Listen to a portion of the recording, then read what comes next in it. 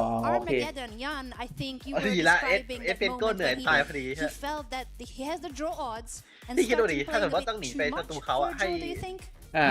ก็คือนั่งตรงนี้แล้วก็ให้ตรงนู้นเดินมาดีกว่า Get a great attacking position. I think if he just plays normally, he is not losing. ตรงนี้ But ก็รันอยู่แล้วก็ sometimes ปิดตรงนั้นไปเลย needing ปะ the draw and trying to simplify can get into your head.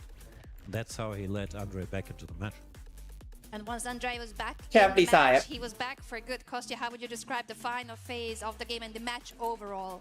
I feel like Andre just played brilliantly with the white pieces. He won his first game very nicely. The second game, he was worse out of the opening, but once he got just a small edge there after Parham let it slip, he didn't let Parham off the hook at all. And he really showed his class when it comes to squeezing the opponent. And he keeps betting really high when it comes to Armageddon time. He wants the white pieces. It has been his strategy and it has been working very well for Yesipenko up to now. Do you think that he's going to continue on that path when it comes to Armageddon, Jan? I think might be opponent specific, but what I like about it is that you don't have other stuff to think about. You play with white, you have to win, and you don't have to think about this move, does it increase my chances of a draw and so on, so you just eliminate something to worry about. It seems to be working nicely for Andre so far. It has been working very well for him for sure. We're going to go over to the stage to Zach to talk to the winner of this crucial match and this crucial Armageddon. Over to you, Zach, and congratulations, Andre Yesipenko. Yes, I'm with Andre Yesipenko, who just won his third match in a row. Congratulations. This match. Oh yeah, it's normal for me when I try to make a draw. It's very easy to lose. So it's not the first time I like win the first game and lose another one. And แล้วสายล่างก็แบบมีบันเดอร์มีอะไรไปสุดท้ายไปจบอมาเกดอนไม่หยุด But I think I played well in the first game, and in the second game I also had a very good position, but then suddenly I found myself in a time trouble and couldn't know what to do, and yeah, somehow I just lost. Yeah, and Armageddon, I got a very bad position, I think, in the opening. I mean, not very bad, but quite unpleasant. But then somehow he played, I think, too fast, and I got some chances, got a little bit better position, and then converted it. Yeah. And what went through your mind after blundering that rook in that second game? You were at an all-time low in this huge momentum you had from the past two matches. How did you recover in time for that third and final Armageddon match? About blundering the rook, because I think at this point my position already was. I wouldn't say bad, but good chances to lose this game. จบก่อนตลาดสักชั่วโมงโอเคผมจะได้รีบไปนอนนะแล้วพรุ่งนี้ผมต้องมา CS ส่วนน้องนนท์กับแอนนามสู้ๆนะครับสำหรับเชสพรุ่งนี้โดนงานเทสให้พวกผมแล้วครับโยนแล้วดีกว่า Rook blunder ไอ้สนใจก็ไปต่อนะครับอีกชั่วโมงนึงจริงๆครับ What are your thoughts on this? This is your final match of the day to make it and play Magnus tomorrow potentially. What are your thoughts?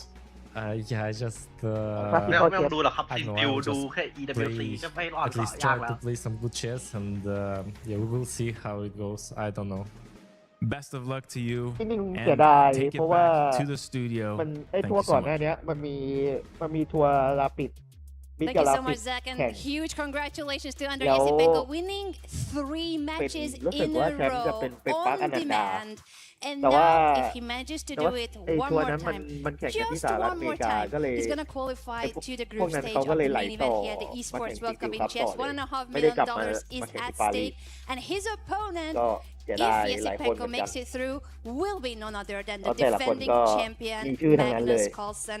Yesipenko is one of the few players who has managed to beat Magnus as a teenager. He was only 18 in a classical game. It's one of the peak of his achievements in his early career when it comes to Yesipenko, and he might get now a new chance in an esports setting. But for now, what stays in his way, what stands in the way of Yesipenko at the moment is one final match, and that one, he doesn't know it yet, but it is against his countryman, Vladislav Artemiev.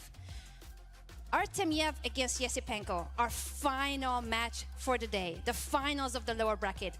One player will qualify to tomorrow's group stage. The other player, unfortunately, gets eliminated. Jan, when you hear this matchup, Artemiev against Yesipenko, and that only one remaining spot for the qualification, how do you see their chances here? Well, Artemiev is the favorite also. He's been, I think, doing even better in this tournament so far, but Andre, he's on a run, and once he hits his highest level, we've seen how cleanly he can play. But still, Artemiev is the favorite with shorter time controls. He's supposed to be the stronger player. He's the favorite, but he's coming off of a defeat, which now I'm going to update you guys on, and I'm going to update the viewers because that was happening on Stream A. Vladislav Artemiev actually has just gone down against Wei Yi in a match where the qualification was already on the line. So he has missed his first chance at qualification. He's now getting a second chance in the lower bracket. Kostya, how do you think that will impact the psychology and Artemiev having to shake off that defeat? Honestly, Anna, I think that's huge. You know, Artemiev, so far he's only known how to win. He's only been winning his matches. Everything has been smooth sailing.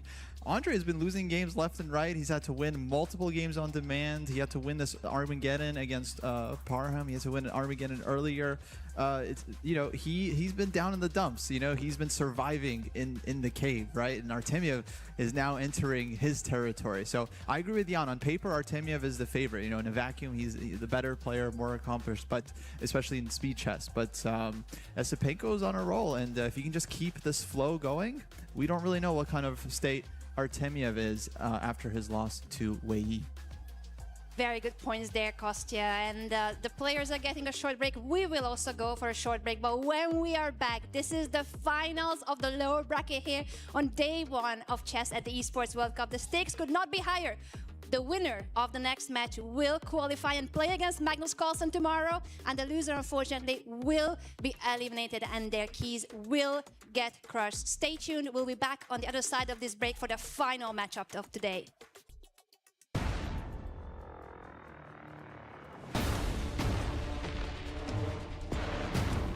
Final Battle of the Day ครับมารอดูครับว่าจะเป็นยังไง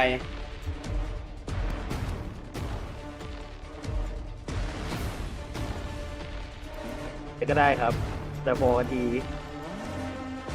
พี่กับปีดีกับUTDกับกราฟเนี่ยพอกันทีเบื่อแล้วไม่เอาแล้ว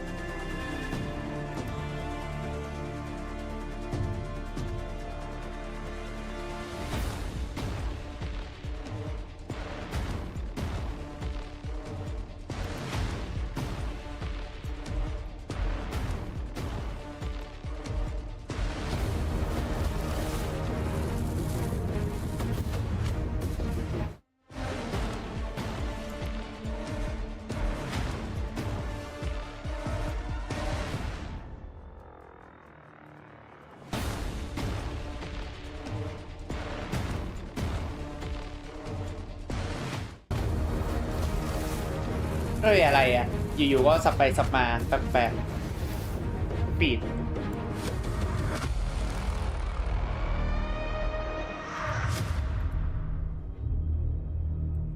จะให้พัก A lot of people are haunted by their past. I'm inspired by it. เพราะว่า They're not just playing for themselves, they're really playing for their สายล่างก็ family. เพิ่งแข่งจบอาจจะให้เวลาพักก่อน They have crushed the curse.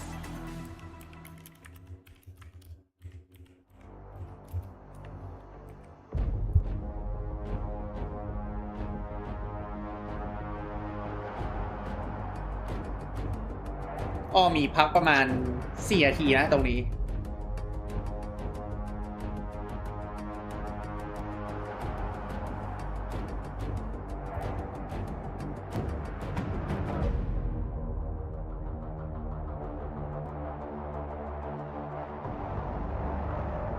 เป็นน้ำครับที่น้ำลงเวลาคิดว่ามันไม่ใช่มันเล่นมันก็ยังไงก่อนเล่นยังไงมันก็ชนะในไอจุดที่พี่ลงมันเล่นยังไงก็ชนะปะมันง่ายๆเอาแบบว่าไม่ถึงว่ามึงมันเล่นกันไปพี่บอกว่าเล่น BT 8 เช็คเล่นมันเล่นได้ทุกมูฟ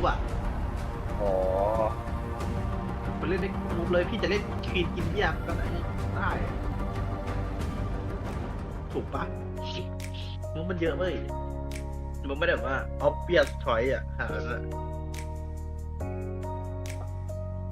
เอาแบบ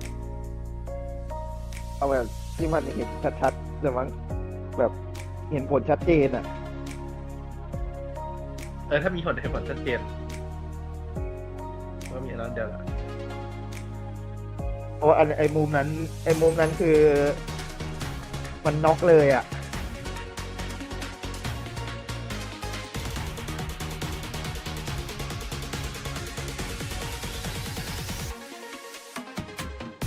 ไม่เอาไอ้เกมนั้นมาหรอครับเกมที่นะเกมอัลติมิตป่ะผมไม่แน่ใจไอ้เกมที่กินมา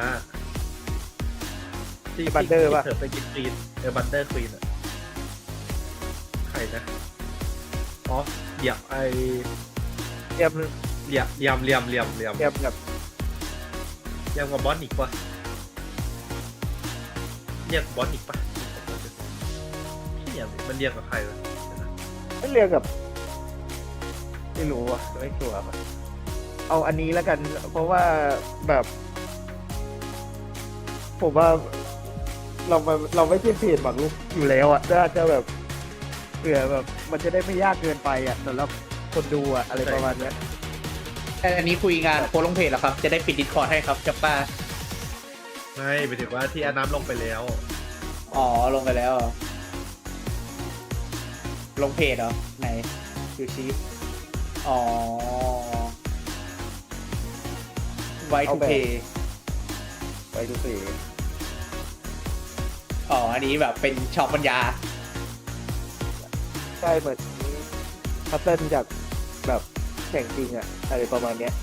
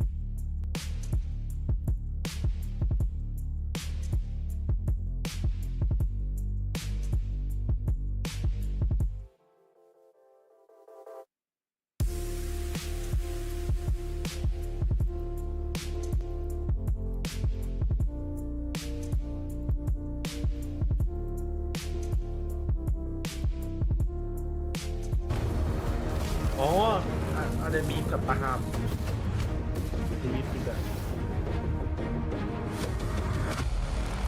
คนบรรยายยังคิดว่าแมกนัตเวสเวิลด์ครับใช่ครับเป็นอย่างนั้นแหละครับแมกนัตเวสเวิลด์นั่นแหละคือความจริงครับเผื่อคุณไม่รู้ Welcome back everyone to the broadcast of a 5-day event here at the Esports World Cup. Today is day 1 and we are down to our final match. แต่รู้สึกว่าดูหลังๆมาตัวหลังๆมารู้สึกว่าแมกนัตก็เริ่มหลังเลียนบ้างนะช่วงหลังๆมาcan make it through to the group stage of tomorrow.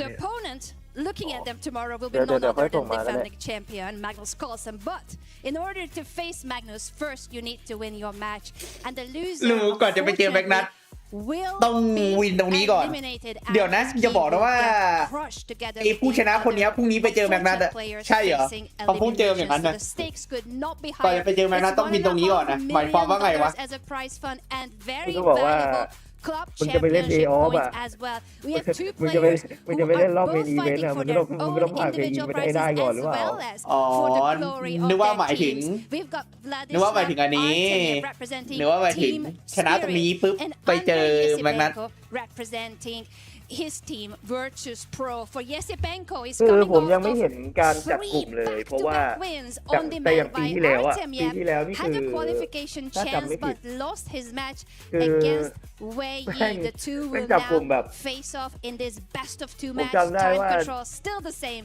แม่งนัด 10 กับ minutes ฮิคารุเป็น no หัวเป็น increment เป็นแบบ when we เป็นซี hear หนึ่ง these ใช่ไหม two names Zach let แล้ me ว start with แม่ง you นัดแม่งโยน Artemyev against Yesipenko โยน one ฟิโร coming จา from the ไป upper bracket but has ไปอยู่ just กลุ่มเดียวกับ lost แม็ก and ไปอยู่กลุ่มเดียว Yesipenko กับฮิ with คา the รุ winning streak but the path ที่เป็น is คน on ที่ in the ไอ้ lower นี่กัน bracket อะ he needs to win one more time what do you think will be the chances ไอ้ here ที่มันเลือกกันเอง These อะ two นะ contestants has been amongst มันประมาณว่า royalty this เป็นซีด entire อะเป็น time ซีด up เป็ in น the โถ upper อะแบบ bracket the โยน winners ให้ใครโยน brackets ให้ใคร living it up แม่ง and นัด then ก็ you โยน have จำได้แล้ว Yesipenko ที่ who's อยู่ been ฟอร์คอ thrown น to the กับ dogs ฮิคารุ fighting for his ใช่ไหม life on an แล้วก็ elimination on the brink ให้ of ไปตัดคะแนน elimination for 3 ส่วน consecutive ฮิคา matches รุ and แม่ง now a โยน fourth ฟาเบโน incredible scenes ที่เป็นลิควิด I เหมื mean, อน I กับ think แม็ก this นัด is โยนมา a good question for โยนคืน Artemyev. กลับ Does he มา know how to come back กลายเป็น from a ว่าตัดกัน loss? เองเหมื Here อน he กัน is adopting the darkness, but Esipenko, he's been living in it, right? So he's now coming on Esipenko's territory. But of course, these guys know each other very, very well. They played each other countless of times.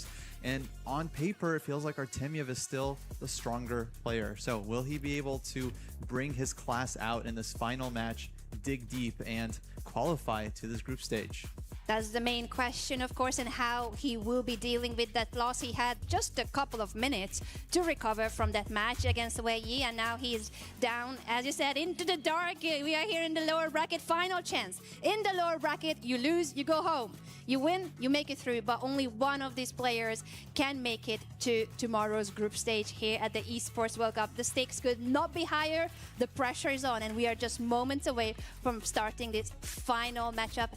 As you already highlighted, both of you, they know each other very well. They have faced each other several times, but they have not faced each other in this format. Esports, in person, noise cancelled headphones, live audience, and they are representing their teams as well. Zach, when it comes to the atmosphere here at the Esports World Cup, how do you think they are dealing with it so far? How are they adapting to the esports genre? I don't think it's that much about the atmosphere that's so indicative for this match, but more about momentum. You have one player who just lost a match for the first time today and now sinks to the lower bracket. And then you have Andrei Yesipenko, who's been on an absolute roll, winning match after match, taking crazy decisions, going into the Armageddon with white 2 times in a row, winning with the black pieces. Andrei Yesipenko has that edge with the momentum that might surprise Artemyev, who now has to get back on his feet and get grounded. What do you think when it comes to the predictions here, Kostya? Do you think that Yesipenko is the favorite in terms of the momentum, or will it be Artemyev and his speed expertise? Somehow I feel like the player history is going to matter a lot here. We saw it in the matchup between Parham and Esipenko. Feels like Esipenko just had Parham's number throughout the match. Stylistically, it feels like Artemyev is very similar to Esipenko, but maybe just a tiny bit better at all the things that he's good at. Playing simple positions, playing technically, playing solid, playing quickly, playing against the clock.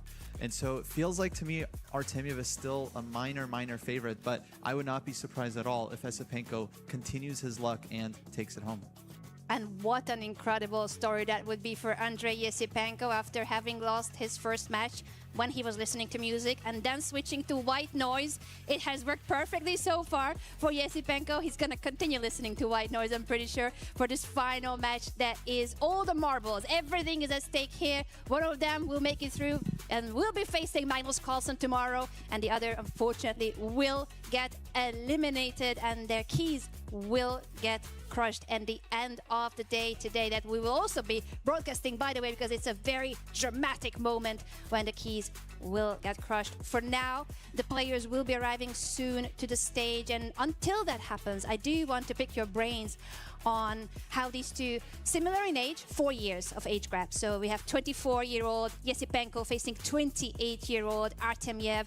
I would say same generation. They come from the same country. Very similar school of chess as well. So what would you highlight as the main differences when it comes to what do you think their strengths could be here in this matchup especially? Zach, starting with you.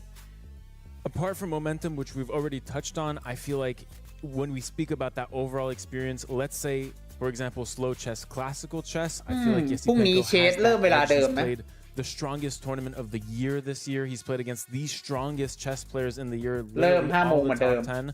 And so that has given us such the experience that he would be ready to take on such a challenge like this. And there's no mortal. And maybe that's his edge over someone like Artemiev. ตรงไม่รู้ Good point. I feel like Artemiev's edge might be the น่าจะตรงแหละ I think he's actually just one of the fastest players น่า in จะ the world. 5 โมงเย็น ถ้าดู ประมาณนั้น ถ้าดูในเว็บ EWC น่าตรงนะ Under a minute. So if the game goes บาง down ที to some kind of ตรงบ้าง time ไม่ตรงบ้างไงก็หวัง scramble, ว่ามัน even จะ in ตรง a very equal position, I would วัน give จะตรงแล้ว Artemiev the edge. I just feel like he's very, very precise. ใช่ Both of these players, ให้ they มันตร can งบ้าง miss เถอะ tactics, they can let แต่ it ตาม slip. ตาราง But พวกนี้ somehow มัน just feels like 4 ทุ่ม 50 Artemiev is just a bit more accurate when it comes to the lower, the faster เอง time แปลว่า I need to agree with you on that, but I don't know if we'll get to the seconds or final minute of the game because Yesipenko has been proving himself so well on this same stage while he'll be competing. This has been his home. We've been covering his games excessively. This has been his home, our stage. He has been in the lower bracket ever since he lost today, his first match of the day. But now he is on a 3-match win streak, and if he makes it to a 4-win streak, he will be facing Magnus Carlsen tomorrow. And Yesipenko is one of the few players in the world who beat Magnus when he was just a teenager. But the match is about to start, and we still have 2 keys in front of those computers. One of them will not stay that intact. It will get crushed depending on how this match goes. A reminder on the format that this is a best of 2. The players will play 1 game with each color, and you need to prevail in those 2 games. In case of a tie after the 2 games, we will have an Armageddon tiebreaker, and we are off. So I'm gonna leave it over to you guys to analyze the action here. And we're off, and it looks like we have Esipenko with the white pieces. He sticks to พรุ่งนี้นี่ his เซียนน่าจะสนุก D4 that 8 โมง he's 1 been playing. Artemiev ส่วนเชนนี่มีอะไรบ้างนะ เดี๋ยวรอดู Tarash defense. This is a very, very trendy มาครับ line, Zach, มา at รอ the ดู top level. It's very, เกม very สุดท้ายของเรา solid. ใน It's ค่ำ a คืนนี้ great ครับ way for Black ตัดสิน to ใคร try and เข้ารอบ just play for ใครตกรอบครับ equality right from เป็นรัสเซีย get-go. กับรัสเซียตัดกันเองนะ ไวท์โปกับฝั่งสปิริตแล้วก็ปัก Yeah, the แลก players ควีน are เรียบ going ร้อย for this very เริ่มมาอย่างรวดเร็ว theoretical game. This has been well known. We've seen hundreds ควีน and หาย hundreds เบี้ยหาย of games like แลก this. กันเดือด Elite player Wesley So has made a career out of เป็น playing these positions Esipenko for Black and holding ขาวนะ Artemiev, of แล้วก็ course, เป็น very familiar with the ฝั่งของ structures as well. โอ้ย And เจ็บ but คอเหลือเกิน Esipenko, you know, this is also Artemiev kind of his bread and ดำ butter position. He likes having the small edge. He likes having a bit of a positional advantage, a bit of an end game grind. เมียหรือ So วีฟ he's probably not ต้องอ่าน so วีฟเหรอ happy. Also, มี let's วีฟ just เหรอ say these ประ guys มาณนั้นปะ are exhausted. So I'm sure they don't mind Artemiev playing a bit of a ไม่รู้ว่า simpler มีฟัง end game. Yeah, a little bit of a Soviet chess at its finest right now, as we're seeing kind of a mellow อะไรนะ position โซเวียตเชส play out, and แซวอะไรเนี่ย really the player who comes out of this will be the one who outplays the other. Yeah, and let's see. So right now, White is just castled, and he is เข้า down a castle แล้ว pawn, นะ but he's แต่ gonna ครับ win อ๋อ the เนี่ย game ครับ at เขาบอกว่า pawn ถ้าผู้ e4, อยากพูดภาษาเป็นภาษา basically at รัสเซีย will. พี่ต้อง And พูด then ว่า the question Artemiev will ครับ be, can he get a small edge Artemiev in โอ แต่ เค this เนี่ย first game? ได้เต็ม So BF far, calm endgame. Yeah, I think we're going to see a very technical match here. You know, both players, they like these dry positions, these simple positions. And แต่ yeah, เยฟแลนด์ ดาบ Esipenko ได้ here เปรียบ is เบี้ยหนึ่ง too ตัวนะ unhappy แต่ with ถ้า his มา opening แล thus กเบี้ย far, ปุ๊บ kind ก็ of went for ปัก this ปัก endgame ก็จะเสมอ only. กัน แต่ว่า And จะ yeah, we'll โพ see ซิ if he ชัน can แบบ cause some problems to his ตักเจอไม่ดี compatriot. เท่าไหร่อย่าหาเลขเลย ตรง Yeah, นี้ what you don't want to do is give Yesipenko that kind of technical edge where you อย่าง can ที่ just อยู่ยังไง แล้ว grasp ม้า your เดินออก position มา and suddenly you have no more เราเป็น moves, เช็ค which we've อ่ะ seen ฮะ many times today. So it will be บิชอปหนีมา keen. I'll be keen to see แล้วก็ how เป็นม้า Artemiev สอง kind ตัว of ผูก restricts เบี้ยนะ White's activity in that โอ้ manner. โหตัวผูกบี้ผูก Bishop เบี้ยหมดเลยตอนนี้ c2, he still hasn't won back this pawn on แล้ว e4. ก็ He มี will เหลื คน อก ลับ มา but ป้องกันม้า I'm a bit puzzled by this, Bishop this e3 king on e7. Feels like it's kind of blocking his own pieces there. กินแล้วก็ปักแรก แล้วก็ม้า Yeah, มา and finally we win back this pawn. We จะ equalize ถ้าจะเป็นม้า our กินปุ๊บ material ก็จะ speaking แบบไล่ไอ้ with this เรือออกไป ม้ากินม้าคืนไม่ได้ and เพราะว่า some trade will happen. เรือกินต้องเอาบิชอปกินคืนนะ Okay, there we อ๋อ see ต้อง the เอา trade on ใช่ต้องเอาบิชอป e4, กิน and probably ม้ากิน more คืนไม่ได้ trades on e4. The bishop will take. And Black has won the bishop pair now, but we'll have to figure out king on e7. Artemiev a bit down on the clock, but so far I feel like he's doing just fine. I mean, in terms of the position itself, seems very, very comfortable. First จะ game, มี he ยาบา has เก the ดอนอี back กรอบไหม pieces. ตรงนี้ Draw is a very healthy result for him. He can try and press ทรงดูเสมอ next game with white.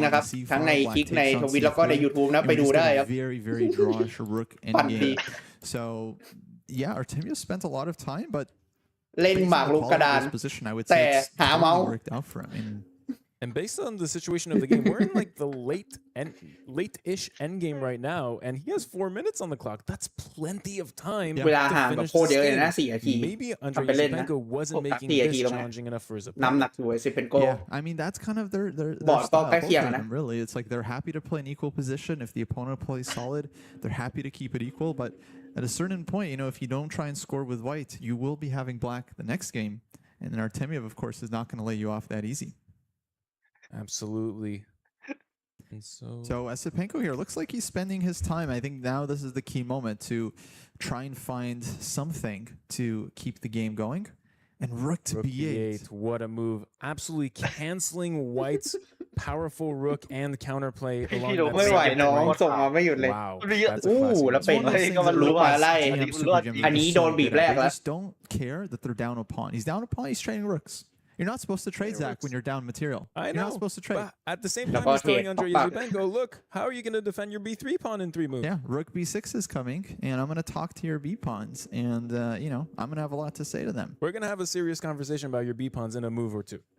Yeah, in the meantime, this knight on c3, okay, it's defended, but it's not active. It's not attacking anything. It's just sitting there. Bishop on a7 now. Bishop มาไล่ hitting white's rook. รู้ Maybe rook to b6 was also possible, but then white is ready to defend with the rook on the third rank. Some additional pressure on this f2 pawn, which now begs the question, how are you going to defend this? Yeah, he's inviting knight to e4, defending and counterattacking, but then that knight could get targeted by black's rook. Instead, we see knight to d1. Now the rook slides over. And Artemiev here just playing very comfortably. He's down a pawn, but it's a doubled pawn for white, so it's not as healthy as if the pawns were undoubled. King to f1. จะได้เอาไอ้พรที่ F บอกได้แบบไม่ใช่เล่นใส่ King. A similar situation in that second สวัสดี game ครับ สวัสดี between ครับ Parham คุณ Maksudov บอลครับ and สวัสดี Andrei ครับ สวัสดีครับ Yasipenko, where Parham had no advantage for basically the whole game.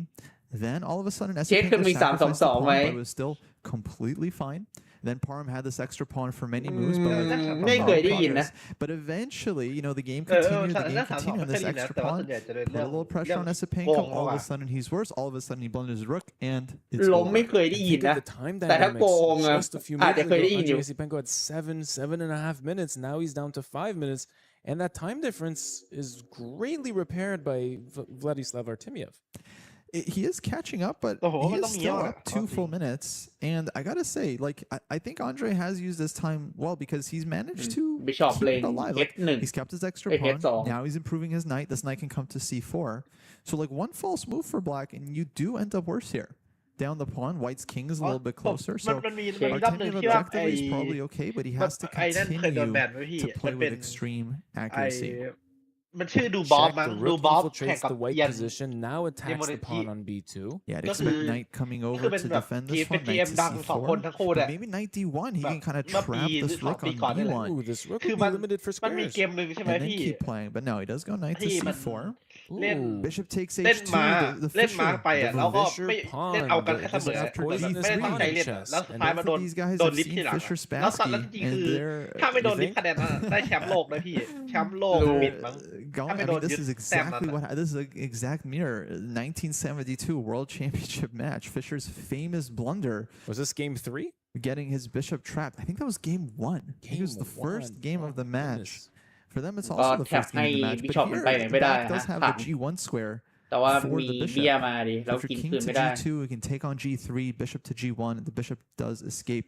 Artemiev showing that he is not afraid to take risks ปล่อย here. บิชอปออกได้ Okay, g takes h4. White retains the extra pawn, but now all of his pawns are isolated and weak. Just weakness after weakness, although you are a pawn up. Yeah, still pawn up for white, but I do like what Artemiev has done in the last couple of moves. Now I think it's very hard to imagine a scenario where white can just win easily. I think black still has to make several mistakes here for that to happen. Yeah, it's really a matter of whether or not black can easily ooze out of this pawn down material disadvantage and manage to draw this game. But the accuracy, once again, I have to mention this now that we're 35 moves in, Artemiev has 0 mistakes. He's playing a near perfect game. Him and the engine are best friends in this game. 98.8 accuracy so far after 35 moves. He's literally a machine. What are you saying, Zach? These guys are good at chess? I'm saying they're subhuman. Subhuman. Superhuman. Superhuman. Subhuman ก็แย่แล้วเนาะ Okay, Superhuman F5. Love this move, restricting White's king.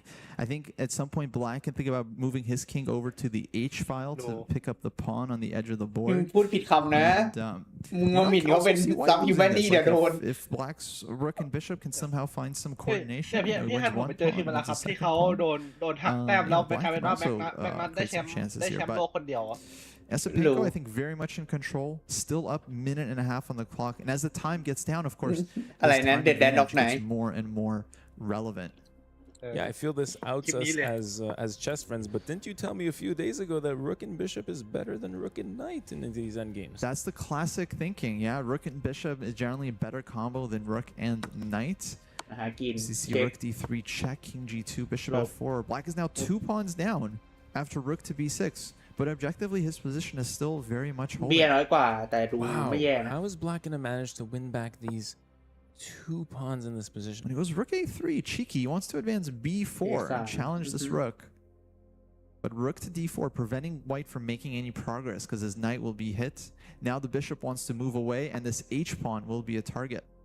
So rook a4, maybe rook back to d3. Yep. We might see a repetition here. No, I don't think so. I think Esipenko. I think he's looking for a way to play on. พยายามจะเอาเบี้ยขึ้น Yeah, rook gets behind. Once again, it's hard to start that engine for the white pieces. When is this pawn gonna gallop through the board? Some frustration there from Esipenko. He feels like he missed something, but okay, b5. He's giving up this pawn. Oh, you can't take this at knight a3. Trick of the season. Beautiful trick.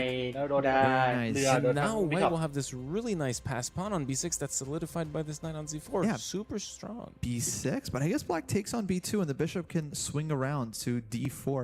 This rook behind the pawn is such a powerful concept.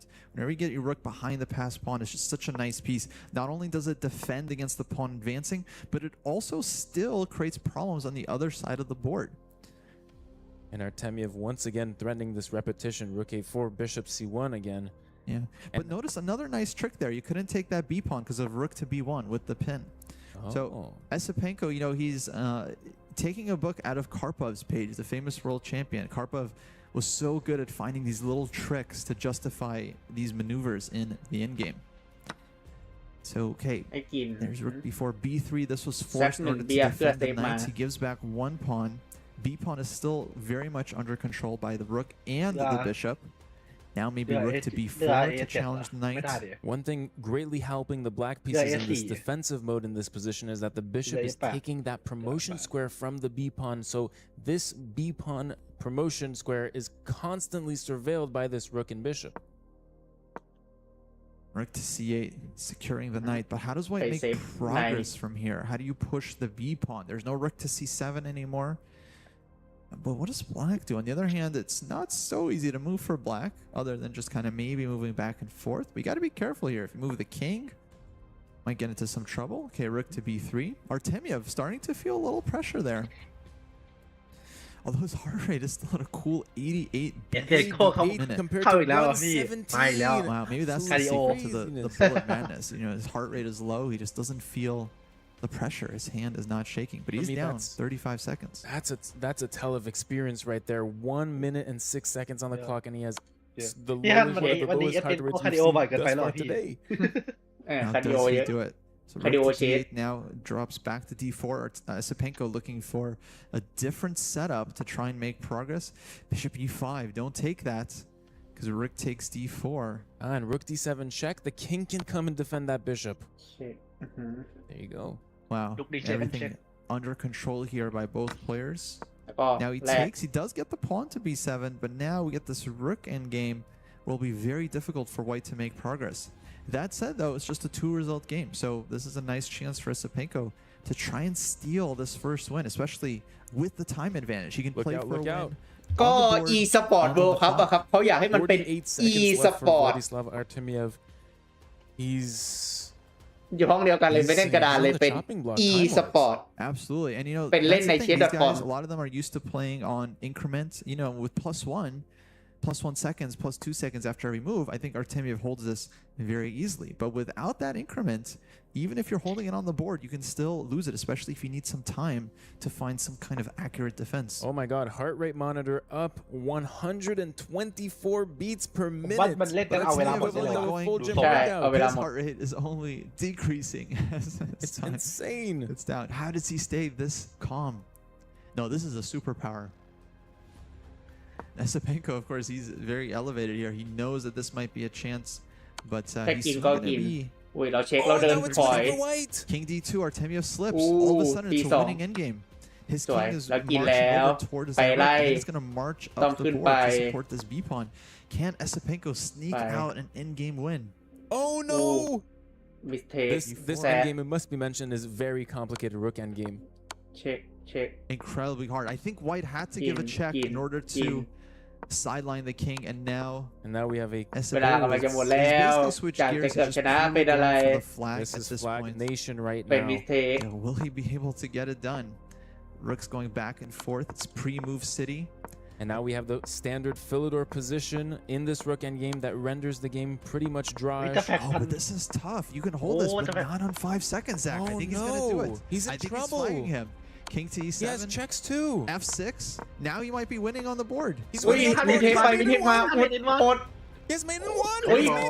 Made ได้ Oh, he wins. เอวิสันโก้เมดได้ Esipenko with the trick. โอ้เซียวอี Unbelievable scenes. The sleeping giant เขาเวลา was equal with the ไม่เหลือ pawn of this whole ต้อง time. ยิงมุม And ไป that มุมมา same pawn is used for เราได้ครับ at the very เอ end ซิ of เปน the โก้ game. เมด How unbelievable was that? โอ้โหนึกว่าจะเสมอ Playing it เอาได้ perfectly since he put โอ้โห just enough เดือ pressure. ด Force Artemiev to spend that time. And remember, Zach, when Artemiev spent that 3-4 minutes in the opening, how he could have used those seconds now. That cost him dearly in the end. We thought it was okay going into that Sad game with 4 at the minutes on the VA. clock, but eventually time runs out, and Esipenko is one win or draw away from making it to the playoffs tomorrow and play Magnus Carlsen. You can see Esipenko there. I feel like he's not super happy with the way he won that game, but hey, that's the increment. That's the sport. Sometimes you got to do what you got to do. A win is a win in the EWC. Everything is earned.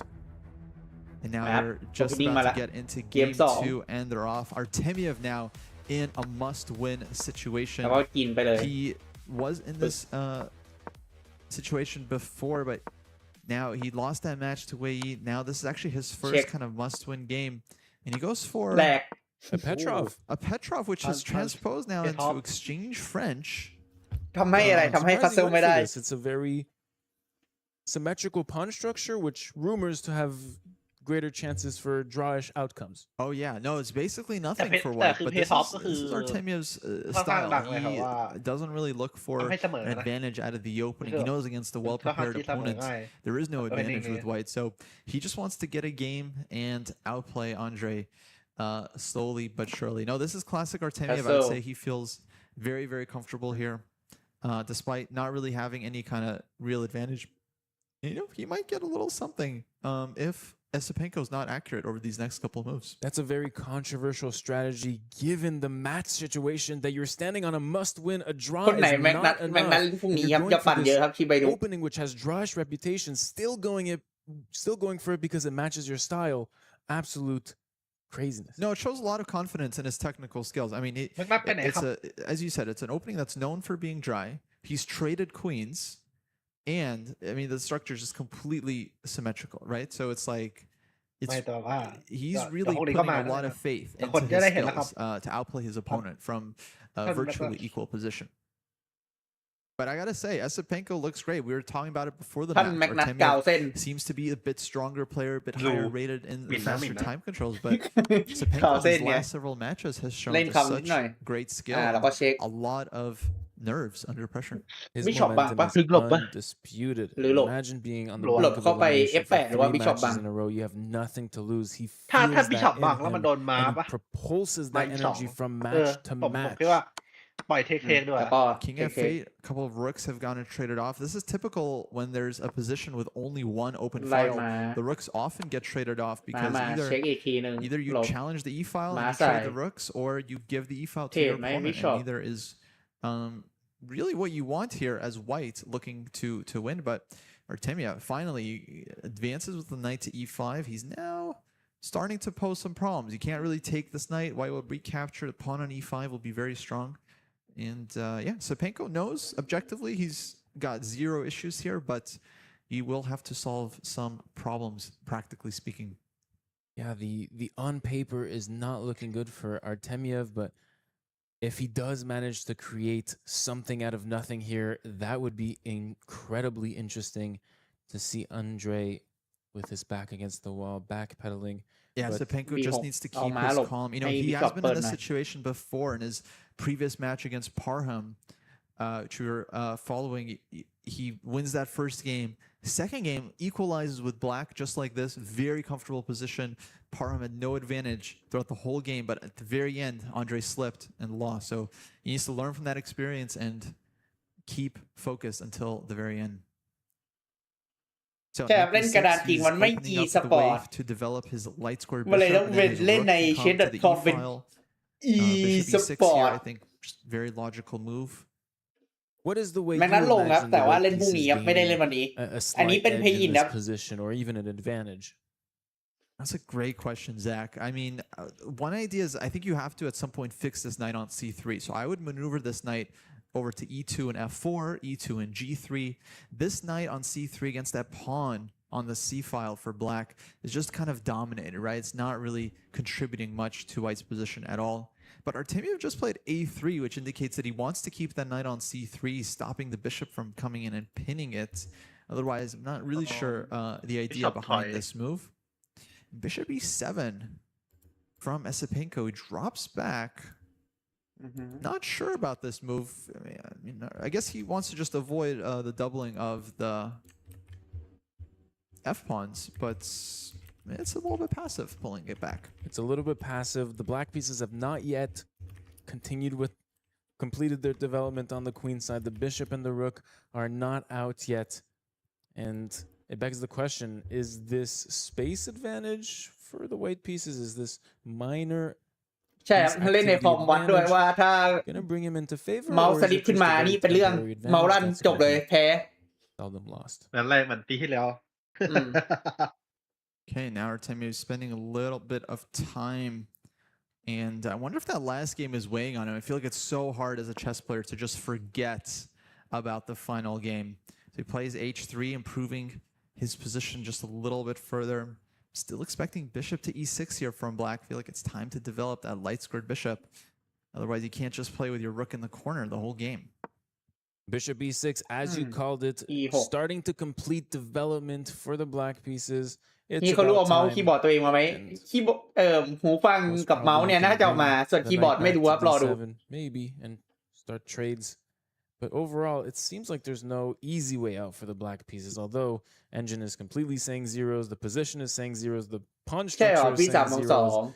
This fight is very far over, and Artemiev can't drag this fight on for a very long time into his favor. โอ้โหงั้นผมที่3-2ตรงเลยผมบอกว่า Esipenko เสมอตรงนี้เลยแล้วจบไปเลย He's a minute down. หนีไปนอนกัน But it's not really about the clock so much, because if he doesn't manage to pose problems on the board, it's just he's not really going to get a chance in this game. And if he doesn't win this game, Zach, he is going home. And that's it. That'll be a big disappointment. I mean, he's one of the best blitz players in the world. Really needs to win this game and the match to qualify. But he's got to get through Andre Esipenko, who is younger and showing some excellent form thus far. Yeah, maybe that youth, that 4 years of youth extra that Esipenko has on Artemiev will be the deciding factor in มีวิธีถอนไหมก็เดินไปแบบล่อๆให้มันตายแรกครับบางทีเขาอาจจะหลบกลได้มันก็เป็นปกตินะ and maybe ที่เขาทำกัน that's all one needs. Yeah, that endurance. These guys must be แต่ exhausted. ถอนหมายถึงถอนยังไงอ่ะหมายถึงถอนแบบปวดเนาะปั่นประสาทแล้วนะ And now it's all coming down to this final match in the lower brackets.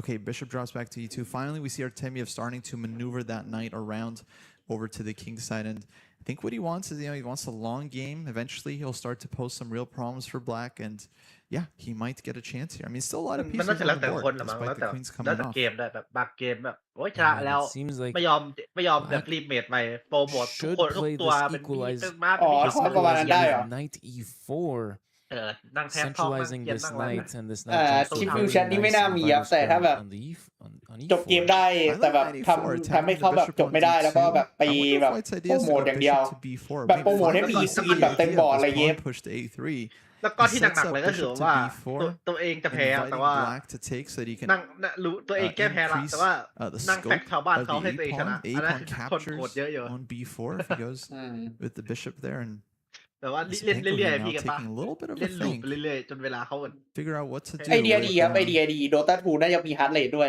เซสก็น่ามีแบบโชว์ให้ดูเลยแต่ละคนฮาร์ดเรทประมาณไหนจะได้เห็นแบบที่โกดทุกโต๊ะนี่ฮาร์ดเรทประมาณไหน the white position a little bit more every single turn I'm liking it a little bit more แบบไม่รู้ว่าลงมันเดือดแค่ไหน I'm liking this the knight can jump to f4 the bishop can jump to b4 all of these pieces suddenly are going to be colliding together whereas Black has nothing to show for so far in this game other than delayed development and just holding, just solid play. He's played solid, but we've seen time and time again, if you just play for a draw, especially with Black, it's really tough to maintain that precision for the entire match. Look at Andrei Yesipenko, he's thinking. Those knight c4, this knight, Artemiev immediately snags that with his light squared bishop, so he gives up the bishop pair.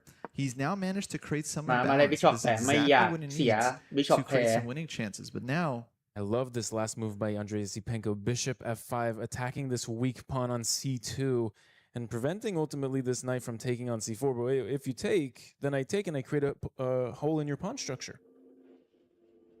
Really interesting here. Yeah, I guess, so yeah, c-pawn is hanging. He doesn't want to go c3 because then that blocks in the dark square bishop. I still feel like he wants to play bishop to b4 here, but how does he deal with the c-pawn? Is he going to go rook to c1? That doesn't feel very active. He doesn't want to take on c4, and then bishop takes c2. Well, Black just played this dynamic move, knight c4, with this trade. He gains the bishop pair, and how would you evaluate these doubled pawns? We're told often in chess doubled pawns are bad, etc. They can be weak, they're easily attackable.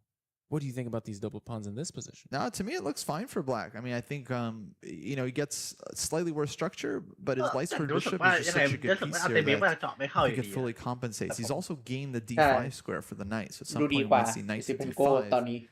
And if White trades on d5, he can improve his pawn. And, he's doing, I think Andrei's position is absolutely healthy here, and we can see Artemiev now starting to spend time again. Because again, he has to find a direction. How can he create some imbalance in order to actually play for the win? He can't just keep moving back and forth and not improve his position. He needs to start posing some problems here fast. And Artemiev now, his heart rate is at 100 beats per minute. I've never seen him this excited, Zach. Look at that head shake. He's starting to feel the pressure. Might we say this is the toughest moment in the game so far for the white pieces. So just as well, the heart rate is up, the energy is up. You need to find a resource in this position. Fight or flight here for Vladislav Artemiev, the first hard moment of the game for himself right now. He needs to take some time. 2 minutes down on the clock. These are Armageddon numbers. He finally goes to rook to c1. He chooses this concession because I think he just wants to keep this bishop b4 idea alive. But knight e4 ก็คือในเพย์อินกับในกรุ๊ปสเตจก็คือจะเป็นเบดออฟพูหมด It's like Black can get some nice activity พอเป็นเพย์ออฟเนี่ยมันถึงจะเพิ่ม Surprising choice by Artemiev choosing this passive option to bring the แบบเป็นเบดออฟโฟเบดออฟซิก and here we go Isn't c5 a great move here ส่วนแกนไฟนอลนี่เบดออฟ3เซต Undoubling the pawn เฟิร์ส2เซต4เกมแล้วก็ถ้าจะเป็นเซตสุดท้าย2เกม Oh c5 is played what a strong move Yesipenko finds it. Oh, he's been in great form. Artemiev not reacting, but what did he miss here? What does he see that he thinks is good? Okay, finally. เพราะงั้นก็คือตรงนี้ต้องชนะเท่านั้นครับ He can't really. JBF ต้องชนะเท่านั้นถึงจะไปรู้ดัมมาเกดอนแมนก็คือตรงนี้จบแพ้เลยครับ Incredibly comfortable or พวกนี้แก่สุดกี่ขวบเหรอ42ป่ะ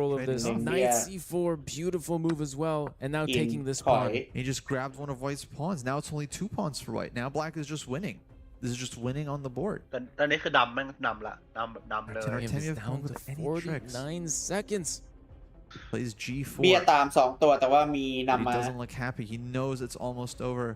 And the they draw. agree to แล้วก็ขอเสมอ That's it. Artemiev surprising gives turn up. of events เรียบร้อย Andrei Yesipenko จบครับ eliminates GG Vladislav Artemiev and will crush his คือจะขอคือจะยอมก็ไม่ยอมนะขอเสมอแล้วกัน ไม่รีไซน์ขอแพ้นะ ขอเสมอแล้วก็เสมอกับมือ จบครับเป็นเอซิเปนโก้ครับชนะไปได้ไม่ต้องไปเอาไมเกดอนนะน้องเล่นดีครับก็มาเดินชมมาหน่อย ยังไม่อยากแพ้ว่ะน้อง ไม่อยากแพ้ว่ะกูไม่รีไซน์มึงแล้วกันกูขอเสมอหน่อยมึงให้กูเสมอหน่อยน้องได้พี่ขอผมว่าให้ Look at them chatting about the position, chatting about the game. แต่สุดท้ายมันก็แพ้อยู่ดีอะ They liked what ทำไมนั่งห่างกันก็เขาจัดเวทีมันใหญ่เขานั่งให้มันห่างกันหน่อยครับเขากลัวว่าแบบมีปัญหาแล้วจะลุกมาต่อยกันครับแบบกลัวแม็กนัทกับฮานิมานจะลุกไปต่อยกัน Setting up the interview soon with Jan. In the meantime, we have Anna back with us at the desk. Anna, what are your thoughts on this match? Esipenko ก็ takes it เอซิ down. เปนโก้หลังจากแพ้วายี่ที่สายบนลงมาอะไร He lost ผ่านเหลี่ยม his อา first มาเกดอน match today, ladies and gentlemen. He แล้วก็ started the ผ่าน day with a loss against Wei อิ Yi, ชู came down to the lower และก็ bracket, อามา had เก to ดอน win พาฮาม 4 matches back แล้ว to ก็ back, winning on demand ผ่านไปอีก 4 โอ้โห times against โคต some ร of เยอะ the มาก strongest สาย chess ล่างแบบ players ยาว in อ่ะ the world, and he does it แต่ คนจริง Esipenko สายล่าง ในวันนี้ odds, เล่น winning ดี for จัด his เลย team สมควรเข้า Virtus จัด Pro. Now he's through to the group stage, and he will be ทั้งคู่เลย facing จริง the ๆArtemiev ก็น่า defending เข้า champion แต่ of ว่าเสีย the ดาย Esports World Cup here in chess. Someone called Magnus Carlsen. Not an easy opponent, but if someone is in a great shape, showing momentum, it's Andrei Yesipenko. I'm so impressed. A day with Magnus Carlsen, not a bad matchup for tomorrow. But honestly, at this point, I don't even know who's the. I mean, I ใช่ know who's อ่ะ the favorite, but I don't even know who's the favorite. ใช่เหรอเอซิเปนโก้เจอแม็กนัทพรุ่งนี้เหรอจริงจังหรือพวกเก่งโจ๊กเนี่ยพูดไม่หยุดเลย Artemiev is the better player. He's a faster player. He's a highest rated player. แต่ But แบบถ้าไม่เดียวเลย Esipenko learned how to play when the match is on the line, and Artemiev just seems like he couldn't bounce back after losing to Wei Yi. เดวันเข้าปุ๊บเจอแม็กนัทเลยเหรอ Speaking of who's the favorite, we have already mentioned it a few times, มันคง but เป็นซี it ต่ำสุด is แต่มั a นก็ very มัน rare จัดตาม fact ซีแล้ว that คนที่ Andrei เข้ามา Yesipenko is one of the few ด้วย people โล in เวอร์แบ the เกตก็คือ world 1 กับ to 16 beat ป่ะ Magnus Carlsen in classical chess, and he did it when he was a แล้วก็ teenager. 2-15 So if anyone knows how to beat Magnus, it might be Andrei Yesipenko. I think Magnus will already be preparing ถ้าตาม for ซีก็ถูกแล้ว tomorrow. And oh boy, what a day this has been for Yesipenko to finish on a high note, beating his compatriot and friend. Clearly, such a good camaraderie between the two players, and that Artemiev resigns with a smile on his face because it's bitter for him, but he knows how much it means for Andrei. And Andrei Yesipenko, at the end of the day, is the one last man standing. I think it's really curious also that the 2 players to qualify from today's play-in, we started with 8 players, only 2 are making it through. The 2 names are Grandmaster Wei Yi and Grandmaster Andrei Yesipenko. These 2 started the day playing against each other. Wei Yi stayed in the upper bracket, makes it through. Andrei Yesipenko loses to Wei Yi, has to fight his way through 4 matches. But they อันนี้ were เป็ the นทัวร์เดียว 2 ที่ that ลิขิตจะได้ stood ปะครับ out. อาจจะใช่ครับ Matchup happened at the beginning of the day, and they รอ are เชียร์ also ฮิ the คารุ 2 that ชอบ are หน้า making หัว it ร้อน through นะครับ to tomorrow. What an incredible เคย story ดู isn't คุย that กับบิดไหม Costa? หมาย When ถึ we ง look ไอ at ตัว them หนังอะ facing นะ off each other in the first match, and now they're both ไม่ครับไม่ได้ He's got to ดู give ขออ Esipenko ภัย a ด้วย lot of confidence. The fact that he only lost to the guy that ended up beating everyone and qualifying through it. Oh my God, how many super gems did Esipenko go through? Laquan Liam, Alexander Grishchuk, Parma Maksudlu, Vladislav Artemiev. I mean, he must be flying so high. It looks like we are ready for the interview น้องนนท์ with ครับ our hero of the day. หลังบ้านเรามารอขอรูปบ่อยครับ จะทับปกแต่ไม่มีรูปน้องนนท์กับไม่มีรูปแอดน้ำอะครับให้ใส่รูปไหนอะแบบเขียนน้องนนท์แอดน้ำแล้วก็ใส่รูปอันไหน Talk us through the match. You won the first game. Was that some homework? You played very ไม่รู้ quickly. ดิผมไม่มีกล้องเปิดเลยอะผมไม่ได้แล้วผม ก็ไม่มีเปิดกล้อง But not for Vladislav. มีรูปแบบอันนี้ป่ะรูปตัวการ์ตูนรูปมัดคอตไงแบบพี่วีทูเบอร์ที่โดนพี่เลขาไปหลอกมาทำโอเวอร์วอตอะไรเงี้ยเอ้ยไม่ใช่หลอกไปไม่ใช่ไปหลอกรีคูดมา พูดอย่างนี้ได้ไงผมอย่างนี้เราเผากลางอากาศ To find everything, and then it was quite. แซว You know, to play with. รีคูด But he still managed to do it, and I needed to be dirty to win the game, unfortunately. ได้หรอมั้งครับป้า Yeah. In general, it looked like you've been doing very well in the opening. You played the candidates tournament earlier this year, and even though it didn't go so well, do you feel you're benefiting from the work you did? Maybe, but I don't really feel that our ก็พรุ่งนี้ก็เจอกันนะครับทุกคนเชฟนี่5 โมงเวลาเดิมนะมาเจอกับน้องนนท์ครับส่วนผมนี่บายไปดูเซียสครับพรุ่งนี้เซียสตึงๆเริ่ม4 โมงเย็นมี2ไลฟ์สตรีมนะก็สลับไปสตรีม A สตรีม B แต่ละสตรีมจะมี8 Best of 1ครับพรุ่งนี้เดือด CS 8 Best of 1 Tomorrow morning you get a match with Magnus Carlsen. What's the game plan? I will sleep well, I hope. เจอแมกนัสไปนอนดีๆ I will try to prepare and yeah, we will see. ใช่เหรอจริงเหรอเอสติเป็นโก้เจอแมกนัสจริงเหรอพรุ่งเนี้ยไอ้พวกนี้มันไม่ได้โจ๊กใช่ปะมันเจอจริงแต่ว่าลิควิดเพียมันยังไม่ขึ้นตารางเฉยๆไม่ได้โจ๊กผมว่าน่าจะเจอจริงแต่อันนี้ดีหลังบ้านมันยังไม่มีตารางให้เราเห็นดีเลย which is quite a good เลยแซดนะ so I guess on my peak not in terms of rating but maybe in general in terms of my play at least I hope so. Smart answer. Thank you so much and best of luck for the rest of the tournament. Get some rest. Back to you guys. Thank you so much, Jan, for the interview, asking all the important questions I see, and huge congratulations to Andrei Yesipenko.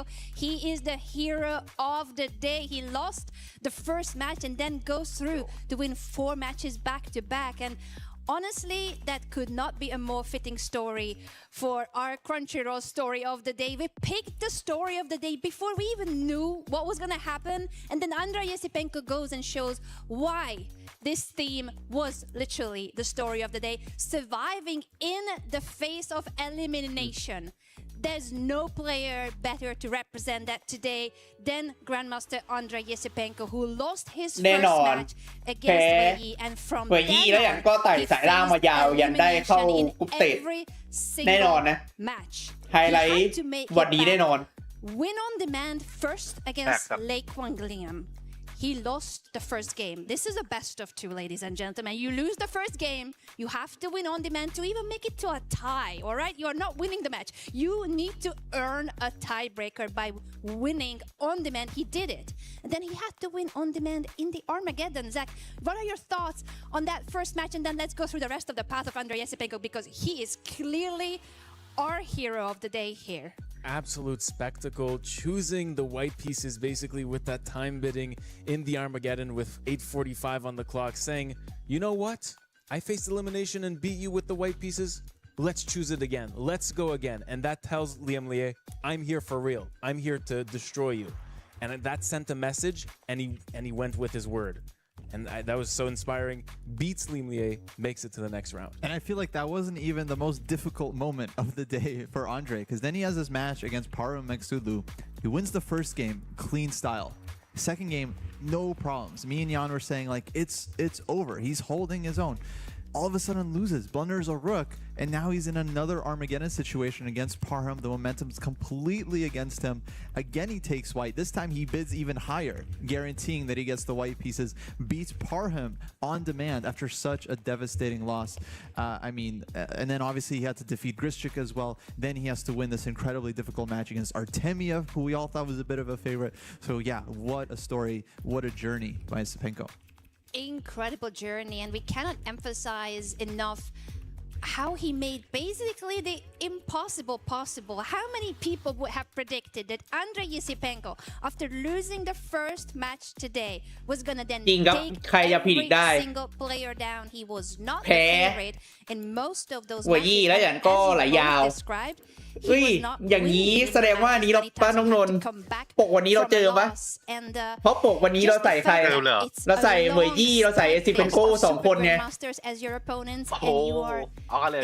เราเจอมาวันเนี้ยก็เนี่ยดูในช่องไลฟ์ดิน้องนนท์เห็นปะล่ะเป็นเหมยยี่กับYesipenkoอ่ะถือว่าเราเจอแม่นมั้งวันเนี้ยเจอแม่นแม้ว่าจะใส่รูปคือเพราะว่ามันเป็นแมตช์แบบบิ๊กแมตช์เฉยๆว่าYesipenkoเจอเหมยยี่แต่กลายว่าใส่รูปปุ๊บแล้วกลายเป็นเจอแล้วได้เฉย feel psychologically, Zach? What do you think he was going through inside? ก็วันนี้ก็จบแล้วนะก็เดี๋ยวรอสเกดูพรุ่งนี้มันออกครับ genuinely enjoying himself, which is ไม่รู้มันโม้หรือว่าจริงนะไอซิเบนโกเจอแมกนัสไม่รู้จะเป็นคู่ไหน เดี๋ยวดูซิมันว่าไงบ้างพรุ่งนี้มีกี่คู่คู่5 โมง 6 โมง 10 นาทีทุ่ม 20 2 ทุ่มครึ่ง 3 ทุ่ม 40 4 ทุ่ม 50 Team Virtus Pro and chess is an individual sport but when you're playing for the team it's like you really want to just ก็มี6 Best of 2 น้อยกว่าวันนี้หน่อยแล้วก็มี2 สตรีมเหมือนเดิมพรุ่งนี้ Earn it. Nothing is granted. Everything is earned. And that's what Grandmaster Andrei Yesipenko did today. He is the hero of today for sure. After having lost his first match, winning back-to-back 4 matches, taking down one super Grandmaster after another. And tomorrow, his opponent is none other than defending champion Magnus Carlsen. We already mentioned that Yesipenko is one of the few people in the world who can say that he beat Magnus in classical chess only when he was a teenager. That was a couple of years ago. Yesipenko was 18.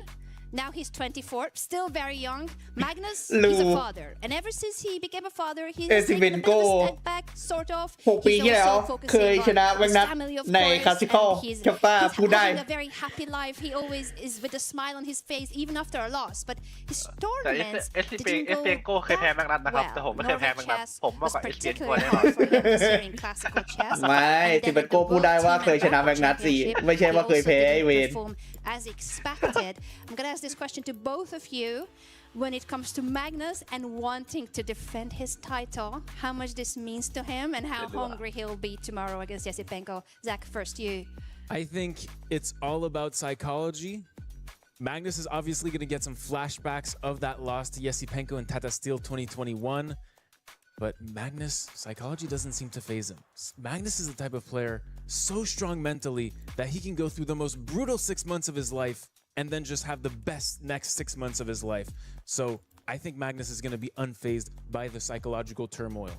Yeah, I mean, Magnus is obviously the greatest player of our generation, most gifted player of our time, and he is infamous for actually playing better after a bad performance, after a bad tournament. You know, there's a famous saying, you don't want to meet Magnus after he loses a game because he just comes back and he's just so much stronger. And I think he loves online chess. I mean, the Blitz and Bullet, the EWC, chess becoming an esport. This is absolutely what Magnus has been pushing for in the last couple of years. I think he absolutely loves this format, especially with the live audience. So he's definitely going to bring his A game tomorrow. But on the other side, Esipenko is completely warmed up, you know? So, okay, Magnus is Magnus, but Esipenko has had a great warm-up today. He's won 4 matches in a row. He's got to be feeling more confident than ever. Meanwhile, Magnus hasn't played a game yet in this tournament, right? So he might be starting off, you know, if he doesn't get off to a fast start, who knows? Esipenko might pull off the upset. Hasn't played a game yet, and Yesipenko is used to this time control. บอกว่าบิดไปเล่นเกนชินแพทใหม่ 10+0. When you get down to a minute, you have 60 seconds to your name for the rest of the game. Both of them are great points about the time control and also about having fought his way through those 4 matches. Could not be a better warm-up against Magnus Carlsen. And also in the same arena, feeling the atmosphere, being here, Andrei Yesipenko has done it today. We think that he will have good chances for tomorrow. And it will matter so much for the club championship points as well. Yesipenko representing Team Virtus Pro, while Magnus Carlsen is the biggest hope of Team Liquid. This year, the Esports World Cup has been quite disappointing so far for Team Liquid, and their highest hope is that they start winning in some of their main games, chess being one of them, where Magnus Carlsen is the defending champion representing Team Liquid. So it's going to be crucial tomorrow also for those very valuable club championship points, how the match between Magnus Carlsen for Team Liquid will go against Andrei Yesipenko representing Team Virtus Pro. We will be here with our popcorns ready for the action. I hope everyone will be back because that is going to be an absolute blockbuster. But that's just one of the many matchups. We're gonna be starting tomorrow the group stage with 2 groups, 8 players in each, and the stakes again could not be higher. $1.5 million is the prize fund. It's absolutely insane. Zach, your thoughts on now the stakes getting even higher because the players that have made it through, they are guaranteed, I believe, at least $40,000. $40,000. That is a lot of money, a big chunk of change for these players, and very exciting matchups overall. Wow. What are your thoughts, Kostya? Well, let's talk about the other qualifier from today, Wei Yi. You know, we're going to get the chance to see him play much on this stream, but clearly he won all his matches, so he must be doing well. I believe he's facing either Farouj or Nakamura. ก็เข้าไปแบบขั้นต่ำได้ $40,000 นะสำหรับพวกที่ผ่านเพย์อินเข้าไปเนี่ย Clearly he must be feeling great after winning ก็คือแค่เข้าไปเล่นเมนอีเวนต์ของ Esports World Cup เนี่ย รอบแรกก็ได้$40,000 นะอ๋อจบแล้วครับจบแล้วรอมันสเกดูพรุ่งนี้ออกครับกับรอมันปิดไลน์ครับ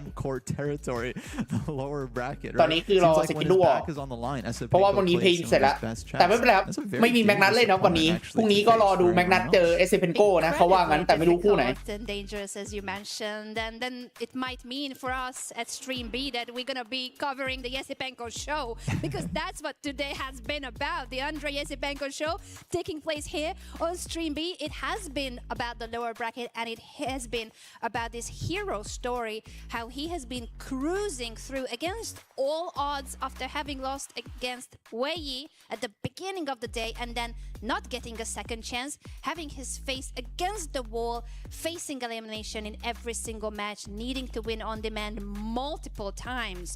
When it comes to those 4 matches, when you both think back on the games, the matches, what would be some of the moments that you would highlight from that perspective, from that pressure, when things turned around and that things that stood with you and you will remember those moments? Zach, starting with you. I have the moment of the day for you. 100% for me is Yesipenko beating Alexander Grishuk, taking him out of the game. Just absolute technical ability was off the charts, especially in that second game in which we had this very dry opening, dry position of which we thought nothing much should come from it. But then all of a sudden, Yesipenko's pieces came in the game. He played this very, very odd-seeming, controversial, kind of counterintuitive idea, and suddenly he's outplaying this 3-time World Blitz champion in Alex Grishuk. And he turned the tables on him and just takes that match after a little draw in the first game, takes the match on the second game, and then moves on to his 3rd match win of the day. That was absolutely incredible. And same question to you, Kostya. When you think through of the matches and the games that you have covered of Andrei Yesipenko today, what are some of the moments that stood out to you that you will remember and recall as, goodness me, I'm so glad I was there to witness it? Oh man, there was a few, honestly. I mean, his win against Artemiev in this final match, the first game, I actually thought was very impressive because he basically beats Artemiev in his own style. Just like no advantage from the opening. He manages to get an extra pawn, but it's not a healthy extra pawn. The computer is saying black is equal the entire time, but he has this edge on the clock and he just keeps it going and keeps it going. And he finds a little trick here to keep it going, a little trick here to keep the pressure on. He gets his pawn all the way to b7, finally gets into this rook endgame, and then he manages to trick Artemiev in the time scramble and actually win. That was just one game, but I was actually most impressed by his match with Lei Kwang Liam, the first match that he wins, where he wins these 2 games back to back, winning both games on demand, and I think that started the roll, right? The slideshow, the snowstorm that he ends up winning all of his games. And this is exactly what you were describing. Tomorrow how he bucket. made it through the tournament bracket, ladies and gentlemen, of today's ไม่ใช่ทัวร์นาเมนต์บักเก็ตไม่ใช่ทัวร์มอโลไอเวนอ่านผิดตาลายแล้ว finals, but then it went into upper bracket and lower bracket, and there were no second chances in the lower bracket. Let's take a look at just Andrei Yesipenko, how he lost that first match against Wei Yi in the quarterfinals, goes down to the lower bracket to face Lei Kwang Liam. This is the match you were highlighting. He loses the first game, has to win on demand to tie the score and earn the right to an Armageddon, and then he has to win on demand in the Armageddon because he chooses the higher bid and he wanted to play with the white pieces. Then he moves on to the next stage of the lower bracket to face the legend himself, Alexander Grishuk, whose games he studied as a child.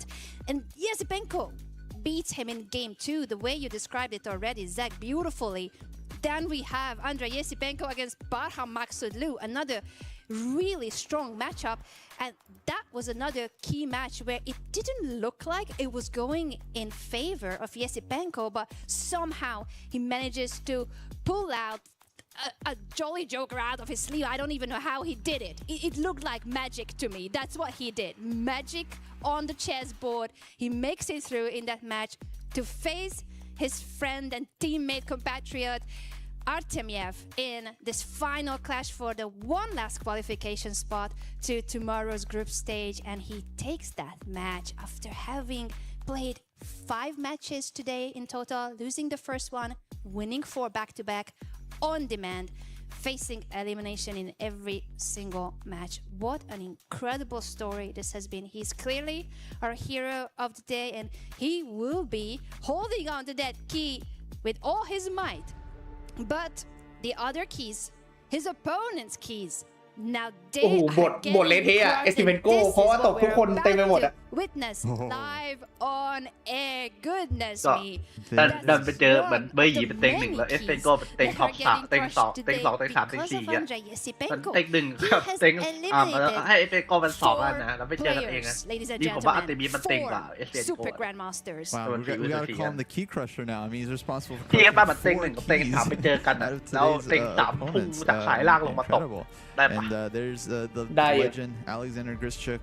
His key also gets crushed. I mean, it's gotta be very enjoyable to see these keys of the opponent's teams. ครับสวัสดีครับโอกิเดครับสวัสดีครับ I heard it's a very satisfying sound. ดูตั้งแต่ปีที่แล้วครับแต่ว่าดูแค่ e-sport โบครับเพราะว่าได้ฟีดครับส่วนทั่วอื่นนี่ได้แต่แอบดูครับไม่มีฟีดมาให้ดูนั่งดูคนอื่นI've always been a big fan of these hydraulic press videos, which are very satisfying online, and now I get to finally see it live. แล้วก็ดูเต็มปีนี้ปิดดูวันเดียว Grischuk's key didn't even want to leave the crusher.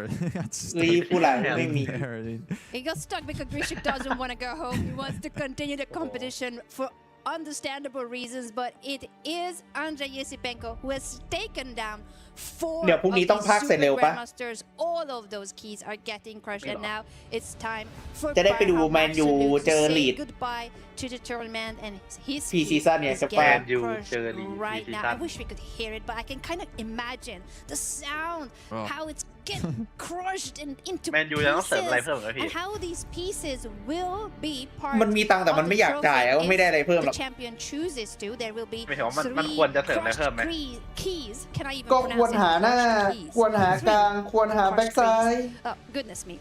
Tongue twister for me, but 3 of these keys that are getting crushed แล้วควรหาเซนเตอร์ final trophy chosen by the champion. Last year, Magnus Carlsen chose 2 team ไม่หมายถึงอันนี้ไงลิซาโดยังเจ็บไม่หาย for obvious reasons, and Arjun เดลิกยังเจ็บยังหายหน้าไปแล้วมึงลืมไปแล้วอ่ะมันเลยเหลือแค่แม็กไกวโยโรเฮเว่นอ่ะมันเหลือ3ตัวที่แบบเล่นได้อ่ะแม็กไกวก็เดี๋ยวต้องเจ็บอ่ะแต่ไม่รู้ตอนไหนจะไม่เจ็บเพราะก็คือนับอย่างเงี้ยก็คือเหลือแค่โยโรเฮเว่นแล้วถ้ามันลงคู่กันก็เละเมื่อนั้นนะ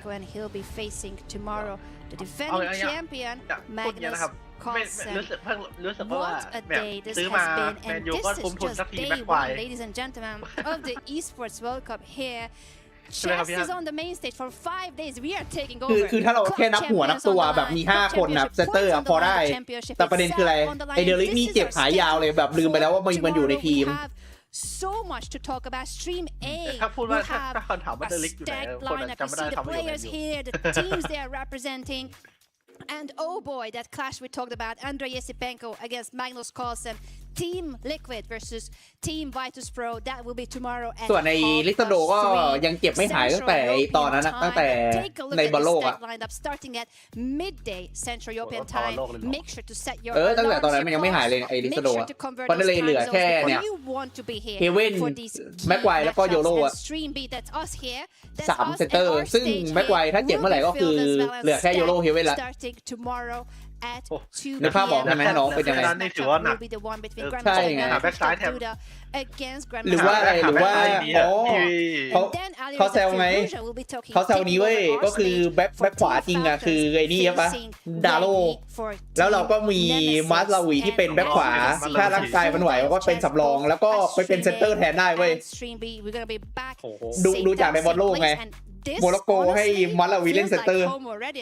Only the beginning. ตรงนั้นไหม 5 days of high class super speed chess for the highest stakes that there can พี่ be ปาล์ม $1.5 พี่ปาล์มลองดูในห้องอันเนี้ยในห้อง CS อะใน Discord อะที่ผมพิมพ์ไว้อะน่าจะประมาณนั้นแหละสถานการณ์สร้างวีรบุรุษจริงวีรบุรุษเต็มทีมแล้วเนี่ยตอนนี้แมนยูเนี่ย motivated by such a big chunk of change on the line แต่พี่ปาล์ม and เนี่ยถอดแฟ it นตา makes ซี for ดู all เข้า the เสี more ยผมส่งลงไว้ excitement. Oh, the more excitement and the cup championship points is ดู that ที่แท็กไว้ด้วย because น้องนน now all the remaining players อ๋อ they เห็น are แล้ว all representing their esports teams. The สรุป top พันเลือกใคร 8 ครับเนี่ย here in ยาคิน chess ด้าได้หรอ will be very valuable points for the overall cup คิดอะไรไม่ออก championship. Yeah, it's very important. They're not just playing for พี่ themselves เลือกใครมา for เนี่ย all this money, but they're playing for their teams and their clubs, which โอ้ is ไม่ huge. มี I'm ใคร sure ให้ they're all ไม่มีใครให้ kind of ค่า getting ทีม pumped เด็ก up by ซี their หรอ teammates that are ทีมท็อป10 competing นะ in เว้ย all พี่ these other เหี้ย events. ไม่ควรเอา I'm เล very ย much looking forward to พี่ tomorrow, คิดดู guys. ว่า We've คน got แบ some กทีมท็อป incredible 10 โลก matches ไอ้ coming เหี้ย up. I can't believe it's only day one. Like the tournament is only just ก็ beginning. อย่างนั้นแหละ We've been here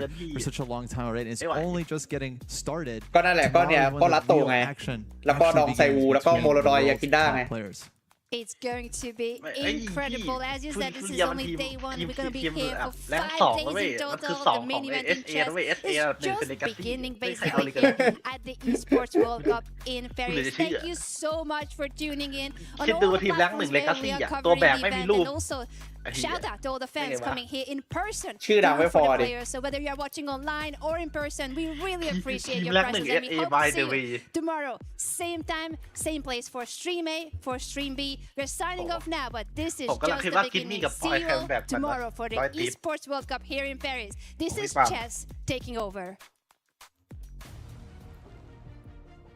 ยังไงครับ โอเคไฮไลท์วันนี้ปอยแบกกว่าแต่จิมมี่ถ้าอยู่ๆมามันก็มาไงแต่พรุ่งนี้จะวาไรตี้เบดวันมันได้ปะแต่ก็คือมึงต้องดูด้วยอะ สรุป นายสี่ก็500,000ทั้งทีมใช่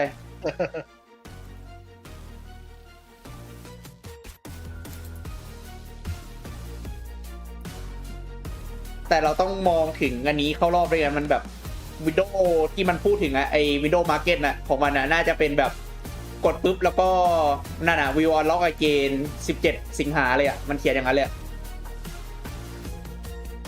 สเตทรอบไหนครับก็ EWC มันเป็นอันเนี้ยกรุ๊ปสเตทครับกรุ๊ปสเตทมี4 กลุ่มมันจะเอา32 ทีมมาแข่ง4 กลุ่มแล้วก็เหลือแค่16 ทีมเข้าเพลย์ออฟอะครับ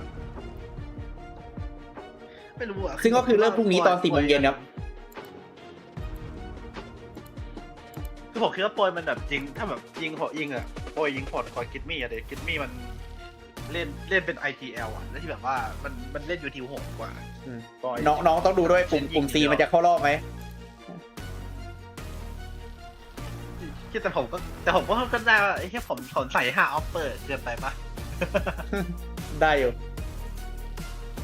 พี่เปลี่ยนของผมใครออกนะพี่เปลี่ยนผมเลยเปลี่ยนจากใครเป็นยากินด้าไปเลยว อสิกไง โอ้ยโหไม่เชื่อเลยครับทีมตุรกีท็อป10 โลกเลย เชื่อวอสิกแต่ดูด้วยมันเสริมใครเข้ามามันเสริมคิกสั้นมันเสริมจิมมี่ จริงเราไม่ได้เที่ยนะเว้ยหมิ่นเกิน ใช่พรุ่งนี้ 4 โมงเย็นนะสำหรับเซตครับส่วนเชฟนี่5 โมงเหมือนเดิมพรุ่งนี้ 4 โมงเย็นแล้วก็เริ่มยาวเลยนะ8 เบสวันนะหลายยาวเลยเซตพรุ่งนี้ แต่พี่ห้าหมิ่นไม่ไหว คือถ้าใส่วิเคเดียได้อยู่แต่วอสิกมันผีเข้าผีออกเหมือนกันเนี่ย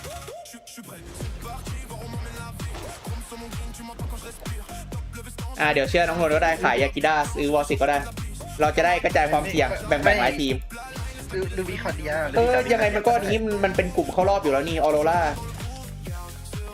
ดีเพราะกลุ่มนั้นแข็งสุดมันเป็นสปิริตแถบมันอยู่คนละสายไม่เจอเองด้วยถ้าพี่เชื่อวิคาเดียพี่ก็ไปวิคาเดียผมก็จะรอวอสิกเฉยแอตลิตปะเชื่อว่าแอตลิตปะใส่แอตลิตเลยถูกทั้งทีมชนะเอไวเวียก็วันนี้จบแล้วนะครับมีใครบ้างนะไม่รู้เตอร์ฟุกซี่ไงแล้วก็มีอันนี้มีจับบีกับสแตนใส่ฟุกซี่โอเคสู้ๆนะแอค1 ตัวโอเคครับไปครับทุกคนครับลาครับหลับฝันดีครับทุกคนพรุ่งนี้ก็เป็นเซต2 4 โมงเย็นแล้วก็หมากลุกมา5 โมงเย็นเหมือนเดิมนะ ส่วนวันนี้ก็ปิดไลฟ์แล้วครับหลับฝันดีครับทุกคนครับส่วนผมกับน้องโนลาไปแล้วเจ็บคอจะแตกแล้วครับ